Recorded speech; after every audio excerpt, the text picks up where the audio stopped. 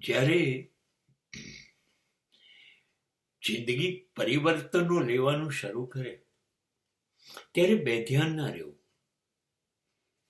સામાન્ય રીતે આપણને બેહોશ થઈને જીવવાની ટેવ પડી ગઈ છે વર્ષોથી. કહેવાય છીએ આપણે ભાનમાં છીએ, આપણે જોઈએ છીએ, બોલીએ છીએ, હલન ચલન કરીએ છીએ, પણ બધું બેહોશી. અને જ્યારે જ્યારે બેહોશી હોય છે ને ત્યારે માણસ જૂનો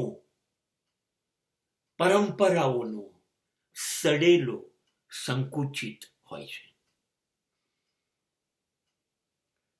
આ માણસ તરીકે જીવતો નથી.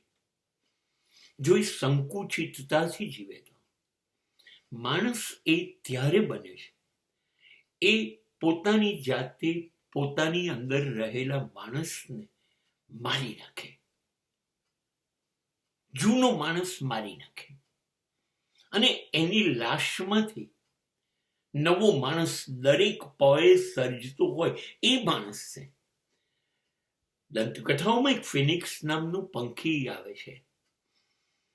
એ જેવું મરે ને એની રાખમાંથી તરત બીજું ફિનિક્સ પેદા થાય. માણસ ફિનિક્સ પંખી પાસેથી જીવન વ્યવસ્થા શીખવાની છે. પોતાની બધી સંકુચિતતા,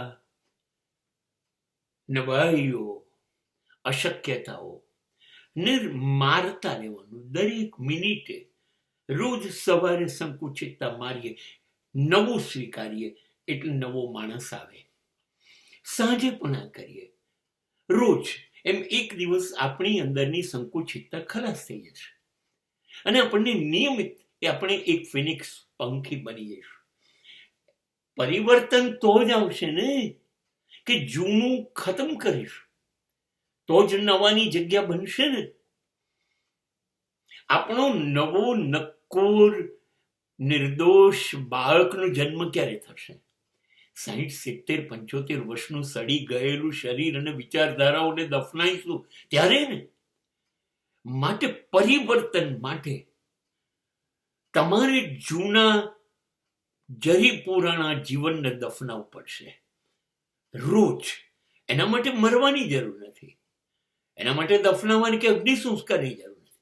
ખાલી જીવન પદ્ધતિ જ્યાં બદલાવ કરવા જેવી લાગે છે ત્યાં તાત્કાલિક બદલી કાઢો.